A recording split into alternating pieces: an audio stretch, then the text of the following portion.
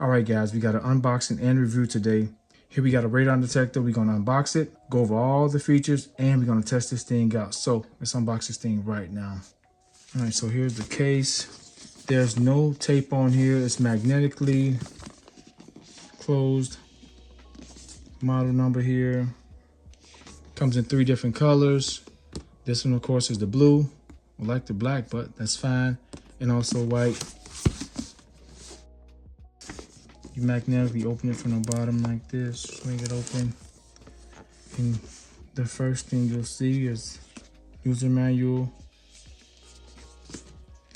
We have USB-C cable and the detector itself. Let's take this thing out the box and go over it. Let me move this out of our way. All right, so here's the unit. We have a large touchscreen interface, 3 inches in diameter. It's 5 inches tall. These are the air ports, and there's some underneath. And you can look here, there's a rubber base that grips on any surface, as well as some channels under here that allow air to circulate. Here's the power button. Here's the port for the USB-C. We're gonna power this thing up and see what the battery life looking like, and just go over a few things before we start testing. We can actually peel this off.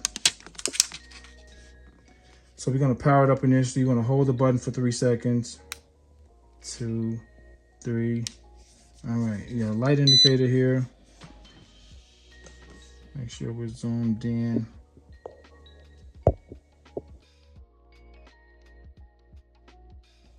All right, there we go. It's a very nice display.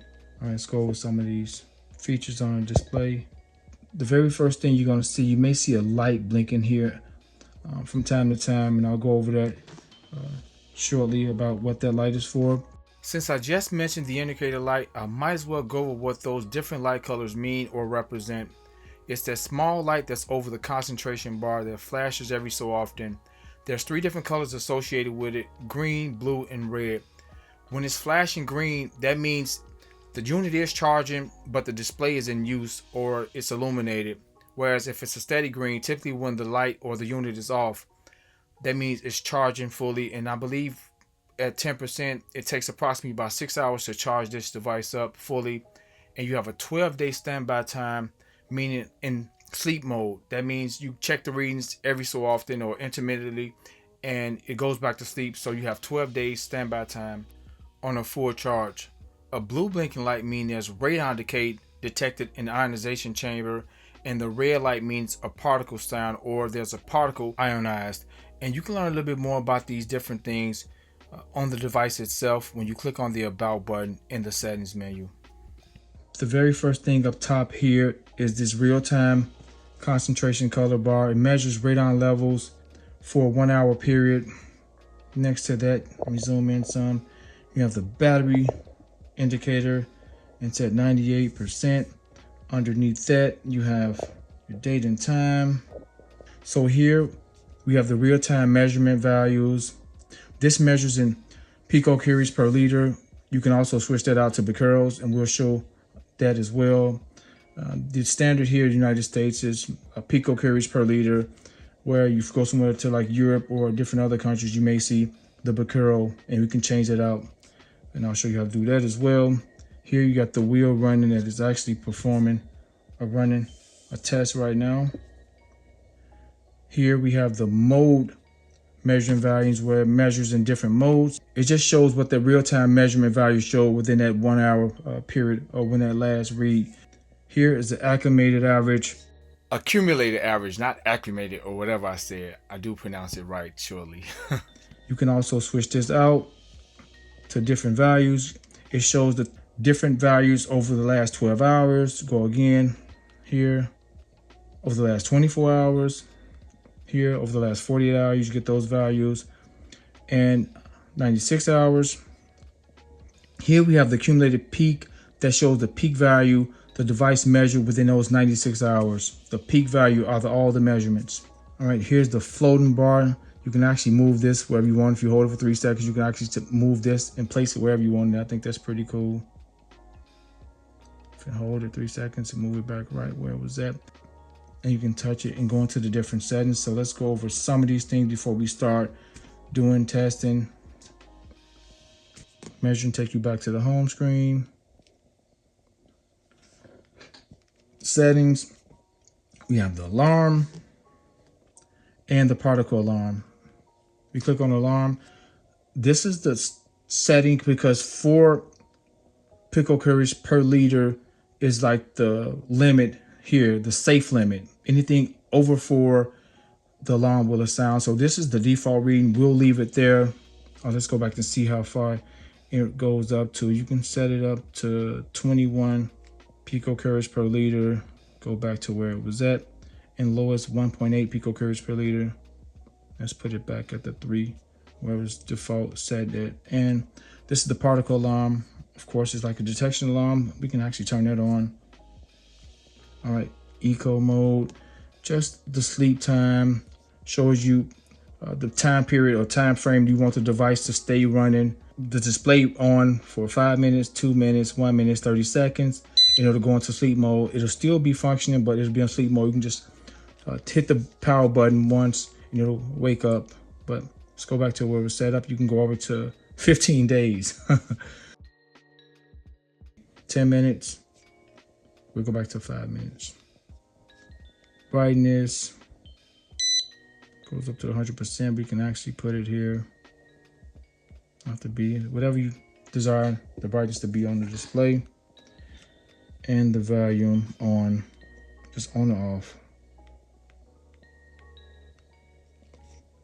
All right, we can exit this mode. The units, this is where you can change it to the picocurries or the becquerels. We'll leave it to wherever's default set by us being here in the state. And date and time. So I'll set the date and time at another time. Let's go to next. Okay, we're just not going to set the time yet. I'll set it later. And admin, I recommend you don't touch that. So we'll get back out of there. I'm going to say password. All right, let's go. You can swipe left. All right, let's go back. You can also retest. So you see the wheel spin again, and it's retesting the unit.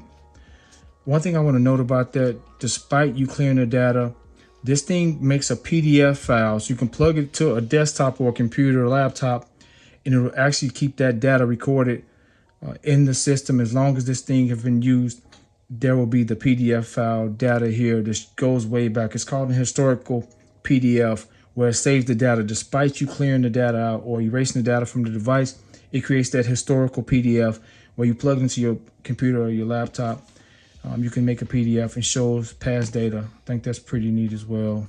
Let's go back to settings real quick. Just trying to breeze through this so we can start get to some testing. I'll show you some places where I'll be testing and going over some important key features on why it's very important to have a radar detector in your home. And we're just late showing up to the party. Should have been had one in our house. We've been here for 5 years, but yeah. Got the lock where you're able to lock the screen if you want. You see the icon right there. Let's go back. If you want to unlock the screen, we can just check. We'll keep it unlocked. So you can easily remove the lock or lock the screen, just in case a child want to come in and mess with it. Just things that's kind of obvious. And what else we can about. Just tells you about what radon is, etc., etc. All right, those are some basic things I showed you guys. Of course, you can get a little bit more detail if you go through the user manual. I'm just winging it, going over the things that I see. Now that we know the basics of this unit, like I said, it's really nicely made. It keeps beeping. Let's turn this alarm off. It's beeping. Let's go back and turn that beep off before it drives me crazy. Let's go back to settings, alarm, and turn it off. All right, we'll set that back up. I'll set up everything when we go to testing, but yeah, just a really nice made device. And I think it's important that every single one of us have this in our home. And I'll explain why while we're going through some testing, while we letting this thing test. I'll go over some important things you should know if you already know about the importance of owning one of these or having one of these in your home. All right, let's start some testing. Right now we're on the first level of my house, but radon is found or known to be in basements, and that's where we're gonna go. We're gonna test this thing. My office is in our basement. I built it down there. I got a nice cool video on my channel, on this channel, showing you guys, and that's where I'm mostly at when I'm working down there. So I'm curious to see how the radon levels will compare to us being on the first level of the house compared to the basement. But we'll have this set up in my office as well, just to get those tests down there. So still in the learning curve of this. Hate that I'm late to the party showing up with this, because I can't stress enough how important my health is in my life. All the things that you find out about radon, it's kind of scary. So we'll go over those things as we run the second test when we get in the basement. So let's just let this thing perform its initial test here on the first level of the house, and we'll go down to the basement and see that reading as well. All right, stay tuned. Press the button. All right, we're here. So here's our first initial reading on the first level of our house, and it's kind of high. Wasn't expecting it to be that high, but these readings can be all over the place, and I'll explain why a little bit when we get in the basement. Here, this initial reading took about 30 minutes or 20 to 30 minutes. After that, for the next 16 hours, and I'll show you all, it was reading in 10-minute increments. Every 10 minutes, bam, a new reading. So I'll show you all how that went when we get into the basement. But this is our initial reading up here. All right, guys. So here's the base of our basement. The entire base of our basement is built on a concrete structure that's 10 inches thick. This entire basement is built with that same concrete thickness. And they did a really good job on building the house. So you know, whatever's hovering down here is going to be staying down here. That's why we don't have any water leaks or anything. This house was very well made, but this concrete structure this thick is housing anything, any gas or anything that's hovering in the air. We get a lot of moisture down here, so we do have 2 dehumidifiers down here as well. Regarding those dehumidifiers, we're going to run a 7 or 12-hour test, I believe I did. Maybe a little longer than that with the dehumidifiers running, because I did read somewhere where there may be some slight level decrease if you're running dehumidifiers. Of course, it won't mitigate it, but we will see what happens with those levels of radon once we see what the levels are in the basement. So here's my office, guys. I constructed this maybe a couple years ago. I got the video on the channel maybe 3 years ago, and a cool video. You guys should check it out and see how I built this from scratch. This basement all the way through on this side. And I thought it would be best for me to have my office here. We're gonna keep the radon detector down here and monitor the house with the radon detector in my office, because this is where I spend the majority of my time at, in my office. And if we're getting any readings throughout this basement or throughout our house, we'll know, because we'll keep it down here. And if there are some readings, best to believe with this thick base that the house rests upon, it's going to be down here pretty densely. So let me show you all where we're going to keep it at. Office kind of junky, so all right. So here's my office. We're gonna keep it here. I'm gonna put it right here. I'll just keep it right here, and we'll keep readings on. It's not in the way of anything, and or I may just put it here.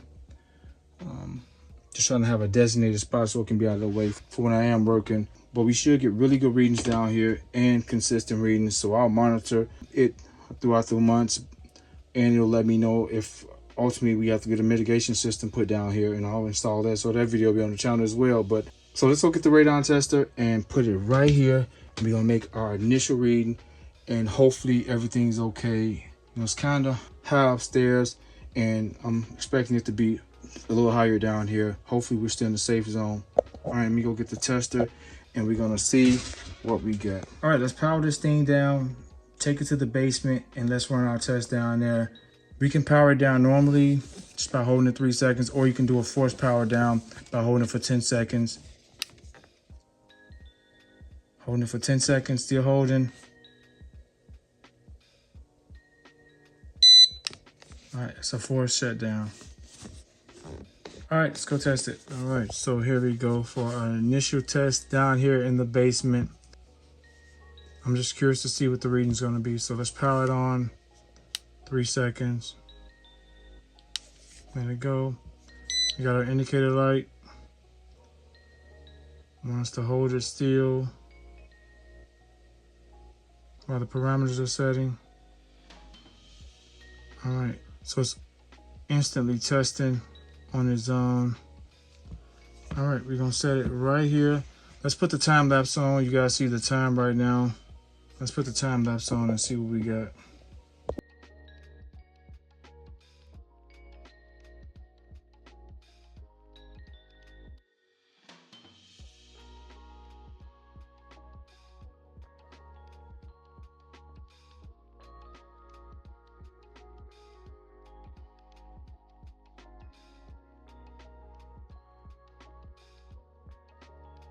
So here's the initial results for testing in the basement, and as you all can see, it exceeds the safe limit. So we're just gonna let this thing run and see if it yields better results or if the number constantly increases as we let it run.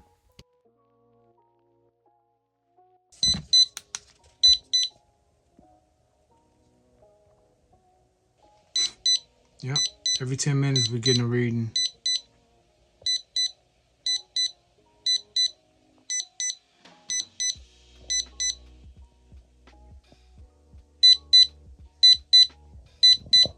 All right, it's the 1 hour test. Look at our levels. All right, I'm gonna let this thing just run now. The battery's holding very well. Just gonna let it run. I'll leave it here.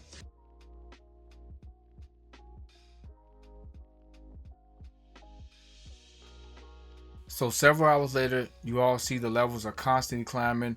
They're a little bit less than the last 10-minute reading, but nonetheless, they're still climbing.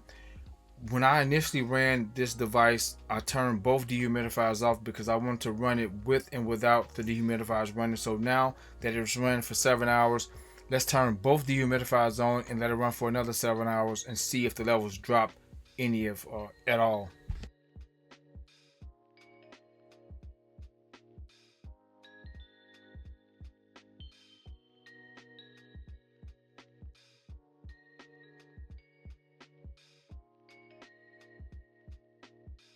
After 1 hour, the levels slightly decreased, but we can't attribute that to the dehumidifiers just yet. Let's just let this thing run for a little bit longer to see if we can get some definitive information. So this is after 5 hours of running with the dehumidifiers plugged up, 4 hours since our last reading. You guys can see that it went up slightly a little bit, then dropped back down to that level that we just previously had. So let's let it run and see what happens for another 4 or 5 hours. So here the levels drop significantly. This is kind of in the safe zone where we at. Was happy to see this. However, these numbers are so inconsistent. They're all over the place, even with the dehumidifiers running. So the jury is out on that.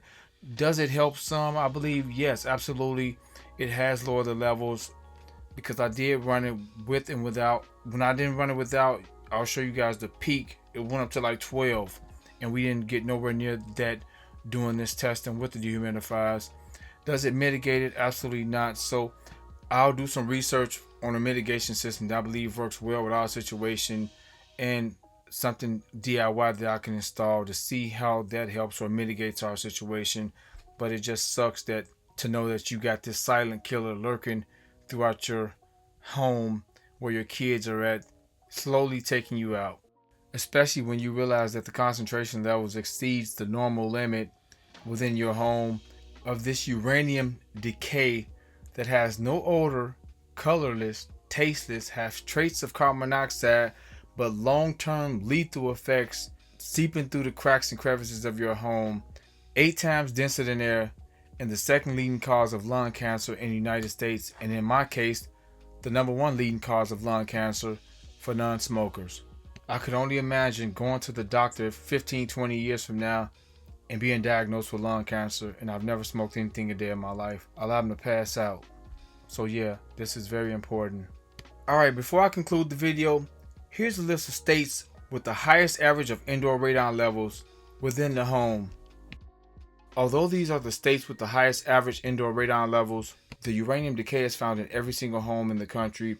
You just have to find out what the concentration levels is within your home, if it exceeds the limits so you can take action, or just purchasing one of these detectors for peace of mind so you can meter your home to make sure it stays within those levels. In concluding, I highly recommend, with emphasis on it, that you purchase one of these radon detectors, especially if you care about your health and your family's health. This radon detector is extremely well made. It does all the work for you. It sits silently wherever you want to sit it at within your home and gives out all the important information that you need to make sure you and your family are safe.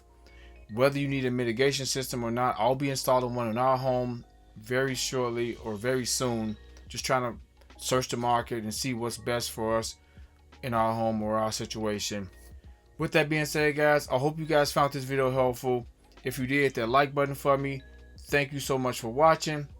Terrence and I'm out.